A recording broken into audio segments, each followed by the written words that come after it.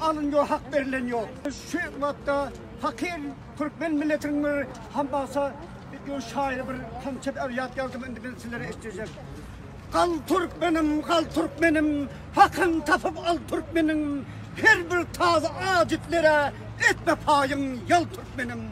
Tevren uykudan uyanıp, birbirinize süyenip, bir güç olup den dayanıp, kal Türkmenim, hakkın tapıp al Türkmenim, her bir yaman ağaç kutlara etme payım yal Türkmenim. Oyan bir yana burulman, til yoltanın lehre durman, şöyle bize bakar davran.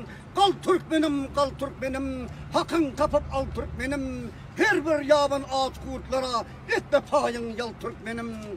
Kollarınızdan tutup yürep, degre taşı alın orap, büyük Türkistan'ın kurap. Kal Türkmenim, hakkın tapıp al Türkmenim, her bir taze acitlere etme payın yal Türkmenim. Bağla bilin tartıp tuğlap, bir meydana şiirde kurlap, büyük Türkistan'ın kurap.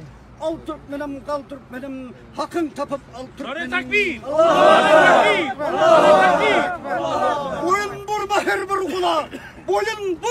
bir kula, Argılcını algını ele, Oğuz Han'ın naslı bilen, kal Türkmenim, hakkın tapıp al Türkmenim, her bir yaban ağaç kurtlara etme payın yal Türkmenim.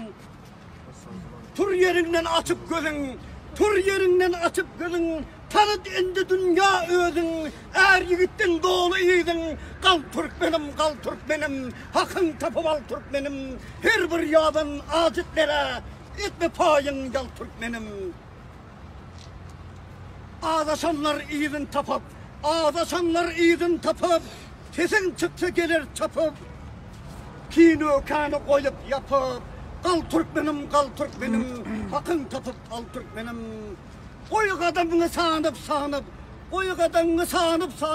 kayda görme iyide dönüp, mert kaytmaz kolundan dönüp, kal Türkmenim, hakkın tapıp al Türkmenim, her bir taze tilkilere etme payın yal Türkmenim.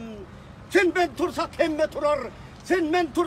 turar, izinde atlanıp durur, sen diye özün oda uğrar. Kal Türkmenim, hakkın tapıp al Türkmenim, her bir taze acitlere etme payın yal Türkmenim. Ülker şair Aydar